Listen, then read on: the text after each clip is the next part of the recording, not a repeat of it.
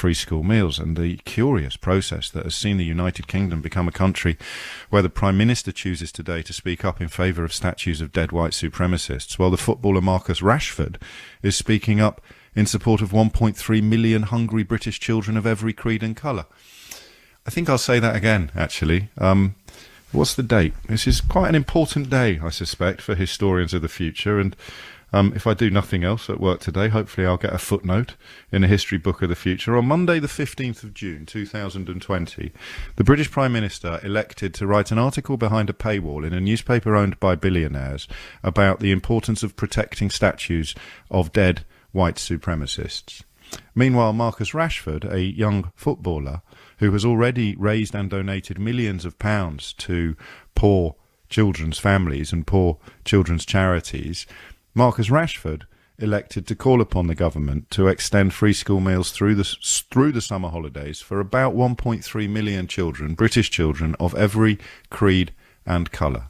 That, to me, and I usually get this wrong, I've got to be honest with you, my faith in human nature is a cross that I bear.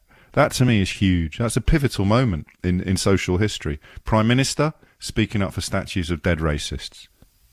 Footballer speaking up for 1.3 million hungry British school children.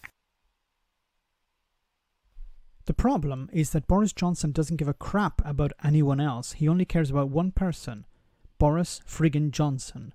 Recently I thought, and I made a video about it, I thought that he actually had perhaps experienced something that would inject some humanity into him.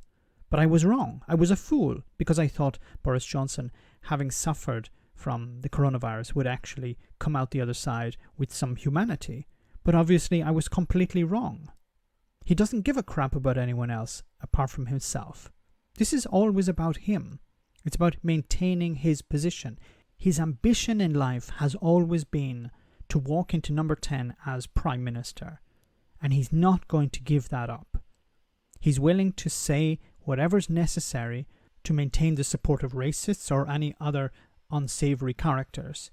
He has looked across the pond and he has seen how his good friend Donald Trump is succeeding, how he won the election based on his toxic rhetoric and indifference to the poor. Like Trump, Boris Johnson has a core support base. Those who supported Brexit, those who voted for Boris Johnson in December based on Brexit. Now that core base is getting smaller because more and more people are starting to realise what a disaster Brexit will be for them. But there is a core within that core who don't care about the damage. They voted for one reason only. They voted on the issue of immigration. Brexit for them was always about immigration.